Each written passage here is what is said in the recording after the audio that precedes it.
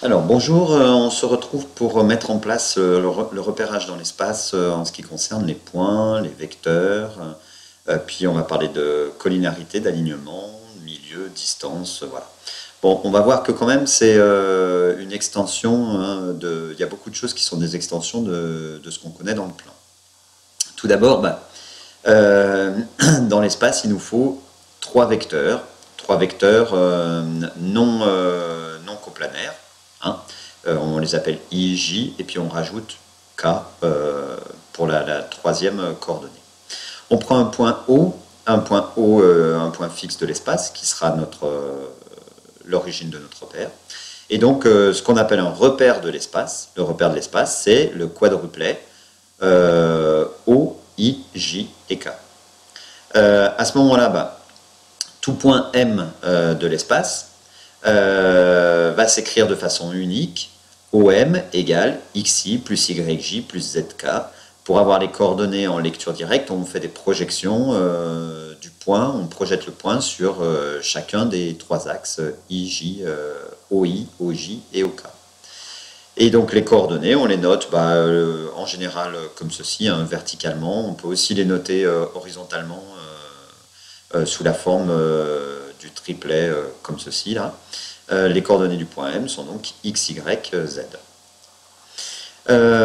O, c'est l'origine, X c'est l'abscisse, c'est comme dans le plan, Y l'ordonnée, et Z, c'est la cote. Hop, voilà. Voilà, sans accent circonflexe, sinon ça nous fait la côte. Et donc, en étant associé au vecteur, un vecteur U, il va avoir pour décomposition XI plus YJ plus ZK et ses coordonnées X, Y, Z. De même que dans le plan,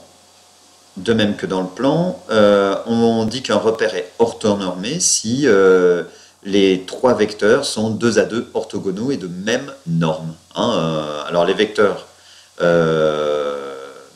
orthogonaux et normés, norme de I égale norme de J égale norme de K égale 1. Après, vous pouvez prendre l'unité que vous voulez. 1 peut valoir 2 cm, 10 cm, etc. Mais il faut que ça soit la même unité sur chacun des axes. On passe maintenant à la collinarité et l'alignement. Alors, si on a deux vecteurs U et V, donc cette fois de l'espace, hein, U, X, Y, Z, V, X', Y', Z', sont collinaires si et seulement si, comme dans le plan, il existe un réel K tel que U égale KV. On peut écrire ça sous la forme d'un système, comme dans le plan.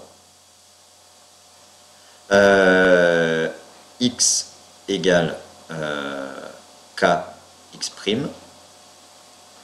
Y égale KY', et Z égale KZ'.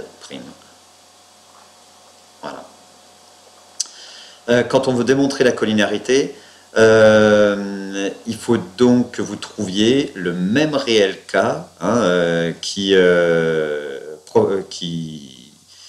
nous donne la proportionnalité entre les coordonnées du vecteur U et du vecteur V. Donc régulièrement, on part de ce système et on montre qu'il existe un réel K pour les trois coordonnées. Maintenant, un vecteur AB, comment il va s'écrire?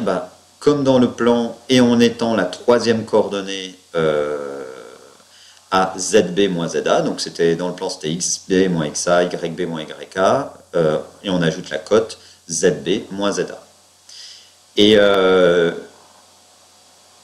du coup, 3 points A, B, C de l'espace sont alignés, si et seulement si, c'est la propriété qu'on vient de voir, hein, mais appliquée au vecteur AB et AC s'il existe un réel K tel que AB égale K AC. Hein, voilà. Vous voyez, là vraiment c'est l'extension de tout ce qu'on connaît dans le plan. Ça va être à peu près pareil. Alors oui, pour la collinarité, attention, vous ne pouvez pas utiliser la condition de collinarité que vous connaissez dans le plan. Hein, x', moins xy', ou l'égalité du produit qu'on dit en croix, vous ne pouvez pas l'appliquer là. C'est un petit peu plus compliqué à mettre en œuvre. Vous le verrez plus tard. Pour l'instant, il faut vous contenter de cette propriété AB égale KAC. Concernant milieu et distance, bah, pareil. Le milieu, eh bien, on fait la somme des coordonnées, on divise par 2. La somme des coordonnées respectives, donc xa plus xb sur 2, ya plus yb sur 2, attention, c'est souvent qu'on se trompe, et on met un moins en pensant aux coordonnées du vecteur AB, non, c'est la somme des deux. za plus zb sur 2. Et alors attention, là, pour la norme et la distance, il faut être dans un repère orthonormé pour calculer la norme et la distance. On ne peut pas calculer la norme et la distance si je ne suis pas dans un repère orthonormé, c'est-à-dire si je n'ai pas la même unité en abscisse et en ordonnée. Si les vecteurs ne sont pas orthogonaux, et puis en plus s'ils n'ont pas la même norme. À ce moment-là, on rajoute encore une fois la cote. Donc c'est racine de x2 plus y2 plus z2 pour la norme de U. Et la distance AB, finalement c'est aussi pareil que la norme du vecteur AB. Voilà. Donc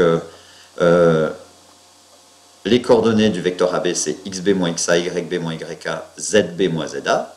Et puis si j'applique le théorème précédent, on met au carré xb moins xa au carré, plus yb moins yk au carré, plus zb moins za au carré. On prend la racine carrée de tout ça. Voilà. Alors, si tu sens que tu as besoin de faire des exercices là-dessus, tu peux, et on en fera quelques-uns en classe, choisir des exercices entre le 57 et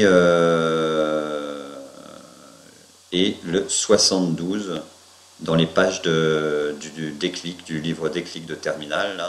C'est les pages 279 et 280. Voilà. Tu en fais un ou deux par série. Si ça semble marcher, ça suffit. Si tu penses que ça suffit pas, tu en rajoutes deux. N'hésite pas à me les montrer. Voilà. Eh bien, c'est tout pour cette fois. Et on va ensuite parler des représentations paramétriques. À bientôt.